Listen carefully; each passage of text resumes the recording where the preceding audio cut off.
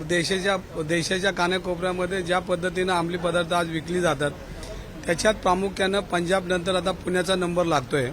आज करोडो रुपयाचा अंमली पदार्थ पुण्यामध्ये सापडतोय आणि पोलीस खात्याचं लक्ष त्याच्याकडे जात नाही।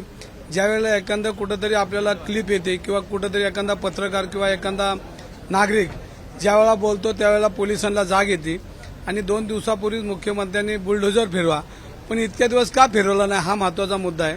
आज विधानसभेचं अधिवेशन विरोधक त्याच्यावर चर्चा करतील, त्याच्या अगोदर त्यांनी सांगितलं की बुलडोझर फिरवा, पण कुठेही अजून बुलडोझर फिरताना दिसले नाही। तात्पुरती मलमपट्टी म्हणून एखादा हॉटेलवर कारवाई केली, पण आज पुण्यामध्ये पब संस्कृती इतक्या प्रचंड प्रमाणामध्ये वाढलेली आहे तर गेल्या 2-3 महिन्यापूर्वी एका कारने 2 मुलांना उडवलं आणि अल्पवयीन मुलगा होता आणि त्याच्यामध्ये पहिलीच एफआयआर फाडताना 2 एफआयआर फाडल्या गेल्या आणि त्याच्यामुळे पहिल्या एफआयआरमध्ये तो मुलगा सुटला आणि दुसऱ्या एफआयआरमध्ये कोर्टाने ताब्यात घेतला। हा सगळा सारासार विचार करता त्या तपास अधिकाऱ्याला खऱ्या अर्थानं फौजदारी गुन्हा दाखल करायला पाहिजे होता, पण कुठल्याही परिस्थितीत फौजदारी गुन्हा न दाखल करता तात्पुरती मलमपट्टी म्हणून त्यांना निलंबित केले। या सगळ्या गोष्टीचा विचार करता पोलीस अत्यंत चुकीच्या पद्धतीनं पोलीस कारभार चालू आहे।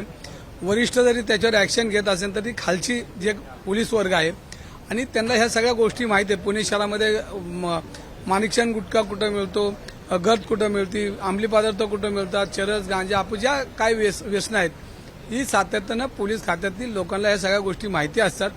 तरी पण पुणे शहरामध्ये आज घराघरामध्ये घराच्या उंबऱ्यावर येऊन अंमली पदार्थ येऊन थांबलेला आहे आणि पुणेकर याच्यामध्ये चिंताग्रस्त आहेत। पुणे विद्येचं माहेरघर आहे।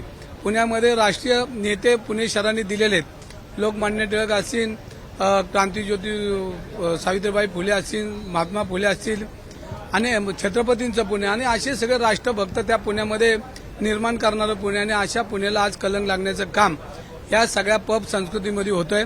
आज पुण्यामध्ये लाखो विद्यार्थी पुणे शहरामध्ये अभ्यासासाठी येत आहेत, कारण पुणे विद्यापीठ पुण्याचं लौकिक आहे आणि आज आमची जी बाहेर देशावरनं मुलं येणार आहेत तर ते काय शिकून जाणार आहेत का पब संस्कृती घेऊन जाणार आहे ही पालकांना चिंता आहे।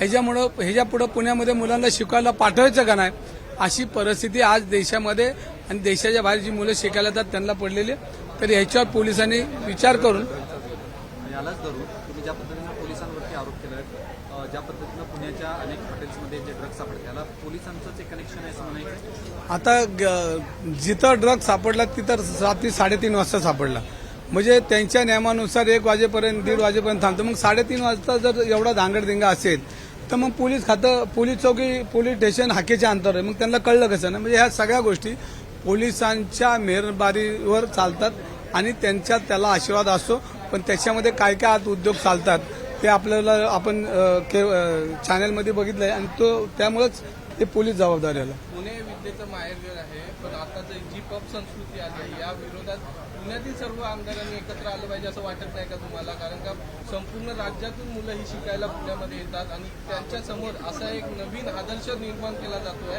यासाठी प्रतिनिधित्व म्हणून आपण सर्व आमदारांनी एकत्र येऊन यासाठी सरकारला जाब विचारला पाहिजे असं वाटत नाही का? नुसतेच आमदारांना अख्खे पुणे शहर ह्यामध्ये उतरलं पाहिजे। मी परवाच म्हणलो की अख्खे पुणेकरांनी रस्त्यावर उतरलं पाहिजे, कायदा हातात घेतला पाहिजे, कारण पोलीस कायद्यामध्ये कमी पडतात किंवा पोलिसांची सिस्टीममध्ये काहीतरी चुका आढळतात, तर नुसतेच आमदार नाही पुणेकरांनी रस्त्यावर उतरून हे सगळे पब बंद केले पाहिजे।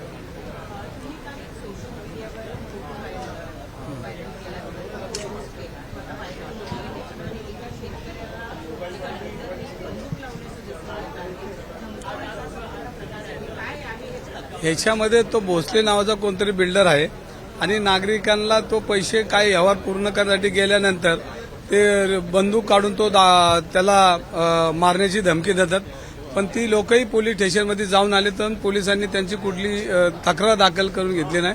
त्यामुळे काल मी सोशल मीडियावर ते टाकलेलं आहे आणि आता त्याच्याबद्दल मी पोलिसांना आज पत्र देणार आहे।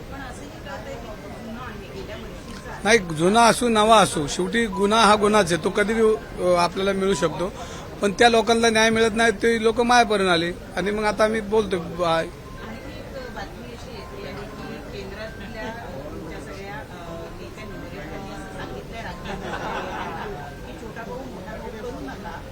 कारण आपल्याला ज्या पद्धतीने लोकसभेत यश मिळालंय तसं आपल्याला विधानसभेतही मिळवायचं आहे, असं काही माहिती तुमच्यापर्यंत पोहोचली आहे का? नाही, याच्यामध्ये हे सगळे राष्ट्रीय नेते आमचे नाना पटोले असतील, बाळासाहेब थोरात असतील, पृथ्वीराज बाबा असतील, हे सगळे नेते मंडळी बसून ठरवतात.